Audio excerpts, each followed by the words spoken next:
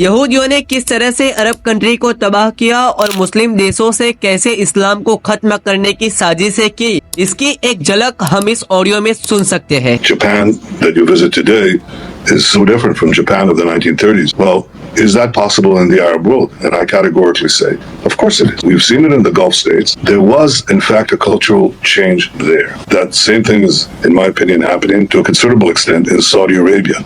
The de-radicalization of these Muslim countries, these Arab countries. So we have to do the same thing. We have to demilitarize Gaza and we have to de-radicalize Gaza, especially work on the mosques and on the schools.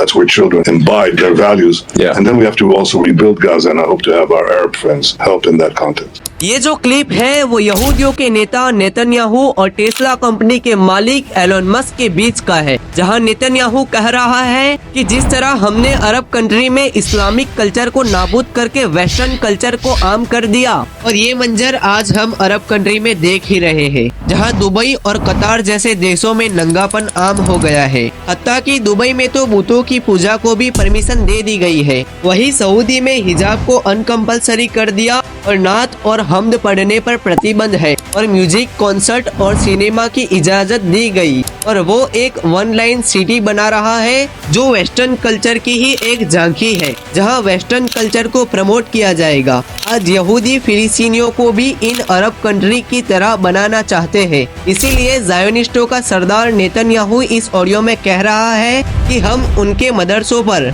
उनकी स्कूलों पर, उनकी तंजीमों पर हमला कर रहे हैं ताकि उनमें से और उनके बच्चों में से इस्लाम की मोहब्बत मिटा के वेस्टर्न कल्चर की मोहब्बत पैदा कर सके, जिस तरह से सऊदी और दुबई जैसे दूसरे अरब कंट्री में कर रहा है, ताकि वो फिलिस्तीनियों के दिल से इस्लाम की मोहब्बत मिटा सके और आसानी से मस्जिद अक्सा पर कब्जा कर सके और अपने थर्ड टेम्पल के ख्वाब को पूरा कर सके। लेकिन वो फिलिस्तीनियों के ईमान को मिटा नहीं सका, इसलिए आज वो उनके बच्चों पर और उनकी मस्जिदों पर हमले कर रहा है ताकि उनकी नस्लों को खत्म करके और उनके ईमान को खत्म करके मस्जिद अक्सा पर कब्जा कर सके और वो अपने ग्रेटर इजराइल का सपना पूरा कर सके।